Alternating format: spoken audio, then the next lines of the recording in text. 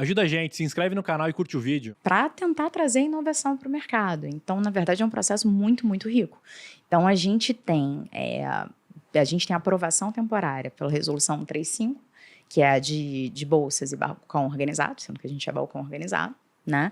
E a gente tem aí 2 anos de sandbox para depois sair com a licença definitiva, né? E uma estrutura muito robusta dentro da própria Before, tá? A gente poderia até ter pedido mais dispensas para a CVM. Não foi o caso. Que não foi o caso. Então, da mesma forma que a B3 tem a BSM, que fiscaliza a própria B3 e os participantes, enfim.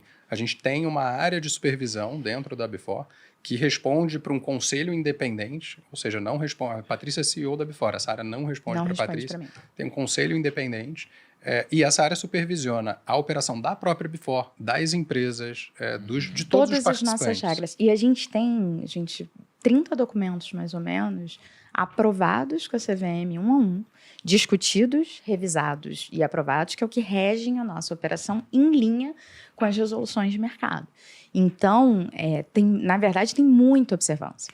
E a gente, até o que a gente publica em mídia social, a gente precisa, antes de publicar, passar para o comitê do sandbox o que a gente está fazendo e como está fazendo. Então, assim, isso para o investidor no final do dia é ótimo. Porque, segurança, né? Justamente. Pô, muito bom. Tiago, me corrija se eu estou errado. Nos Estados Unidos, você consegue abrir um IPO e abrir mão de 50+1 da sua empresa e ainda você continua detentor da sua empresa, né? Não é detentor, não é isso. Sei lá, você ainda você é detentor da empresa com 1%. Mas ainda 2%. você comanda a sua empresa. Não, o que você está falando é sobre manter o controle da empresa. Isso, o controle. Sim, dependendo da estrutura societária que você tiver, Golden Shares... Na B3 não tem como acontecer isso, né? Cara, na B3, se não me engano tem, mas aqui lá fora você tem o Super Voting Shares, alguma coisa assim. Tem alguma coisa que aqui não tem e lá tem. É essa daí, não é? Aí eu queria saber se tem essa diferença também, porque, sei lá... Mas daí é uma pergunta bem... Qual é a chance de ser aplicado aqui, não, cara? é que, tipo assim, startup, geralmente, quando ela... Você tá querendo parecer inteligente hoje? Não. É que quando a gente investe em startup, meio fake os caras, eles abrem mão da maior parte das ações dele para fundos. Tipo, tem fundo que tem 20, tem fundo que tem 30, eles já estão menos de 50+1. Sim. Aí eu queria saber se, tipo, eles têm que ter 50+1 para... Depende... No caso de startups também vai depender muito do momento, né? Da maturidade da companhia. Aqui, acho que um ponto importante em cima de tudo está legislação brasileira. Aí você tem lá a lei das SAs, que vai ser igual para a gente, vai ser igual para B3, enfim. E então aí, distribui-se dividendos, então. Distribui-se dividendos. Mas é claro que vai ficar sempre mais perto daquele piso do limite mínimo por causa do estágio das companhias, de fato. Mas quando a empresa, imagino que alguma empresa cresceu muito, ela chegou no nível de tamanho da B3. Essa empresa, a ideia é que ela continue na Before ou vocês têm algum corte, alguma coisa então, sobre o futuro, eu acho que a gente tem diferentes possibilidades, né?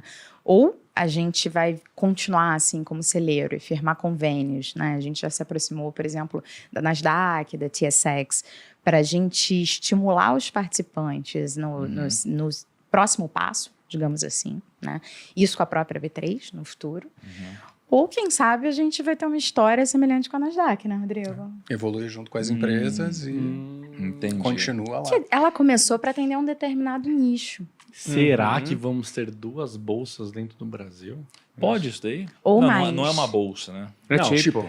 Não. Hoje é tipo, mas até lá, quem se ela sabe? Evoluir com as empresas, ela vira uma bolsa. Até lá, quem sabe? E a B3? Como que a B3 vê isso? Afinal, né? Que a gente tá falando aqui tipo, a gente tá brincando aqui. Como que a B3 vê isso? Olha, a gente já teve alguns fóruns, né? Com o próprio Gilson lá no IBGC, conversando. Já tivemos lá na B3 conversando. Eles vão acompanhar de perto, né?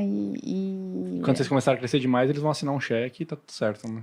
Não sei. É tudo brother, então é Futuro tudo, a Deus tipo... Não sei. Institucionalmente, o relacionamento é bom. Que bom. Você vê que a Patrícia, ela às vezes, né? Você viu só? Essa pergunta eu não quero responder. Patrícia Dove, ela Beleza, tranquilo. Dá pra gente ver os IPOs que vão sair aí? Dá pra gente ter um horizonte de empresas que vão entrar aí? Dá pra gente dar uma ideia de quantidade. Então, a gente tem uma expectativa aí até final do primeiro semestre, de ter aí pelo menos... Hoje a gente tem a Engravida, que é Baby One, que está listada já, está rolando já uma oferta pública e a gente espera aí ter mais Que é uma umas empresa 3. que o Thiago gosta. Né? Ó, Uma pessoa não que eu vamos gosto dar muito. spoiler, segura aí. Não hein? pode falar. Não, é porque a gente vai conversar sobre isso em outro momento. outro dia, meu outro dia, não dá Deus do spoiler. céu. Mas olha só, tá no ar e tá rolando. Ai, meu Deus. E, cara, é que a gente não sabe ainda, não tem um book formado ainda, né? De preço, né? Tá formando o preço, né? Então, é diferente. Na verdade, diferente. diferente o IPO que você tem o book e vai formando preço, aqui, como a gente vem de uma regulação do crowdfunding, o preço já está dado. E esse preço aí, ele é quantas vezes EBITDA, receita, alguma Aí coisa vai assim? depender muito da companhia. Não, Mas supondo dessa companhia Não, que vocês falando falam de- que eu vou gostar. é uma companhia que está em mais ou menos 2 vezes receita. 2 vezes receita? Uma empresa de um segmento começo é uma empresa de quanto de margem, mais ou menos? Bate aí uns 20%. 15 EBITDA a ou 20, líquido? 15 a 20 EBITDA. EBITDA? Interessante. Fica de olho no crescimento. Vai ter que ficar... Essa A gente empresa tá falando de umas 10 vezes EBITDA, então. Não é mais ou menos isso? 2 vezes receita, 20% de margem, 10 vezes EBITDA.